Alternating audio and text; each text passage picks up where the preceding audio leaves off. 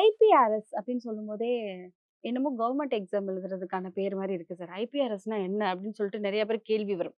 ஐபிஆர்எஸ்னா என்ன? அப்படிங்கிறத கொஞ்சம் தெளிவா சொல்லிடுங்களேன். ஐபிஆர்எஸ் வந்து பார்த்தீங்க அப்படின்னா, copyright society in India.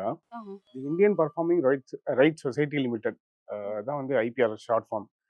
So copyright society அப்படின்னும்போது நிறைய பேருக்கு வந்து இதை பற்றின அவேர்னஸ் வந்து அஹ், கிடையாது, இருக்காது. ஆக்சுவலி ஒரு ஜென்ரல் பீப்புளுக்கு என்னென்னா, நிறைய வந்து ரீல்ஸில், நிறைய வந்து நியூஸ் சேனல்ஸில் காப்பிரைட் என்ன, இது வந்து திடீர்னு காப்பிரைட்னு சொல்கிறாங்க, இந்த மூவிக்கு ரைட்ஸ் இல்லைன்னு சொல்கிறாங்க, கேஸ் போடுறாங்க, நிறைய நம்ம பார்த்துட்டு இருப்போம். பட் வந்து ப்ராப்பராக இதை பற்றின ஐடியா வந்து யாருக்கும் இருக்காது இல்லைங்களா?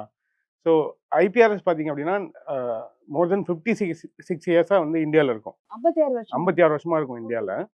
56 வருஷமா வந்து we are collecting royalty for author, composer and publishers in India.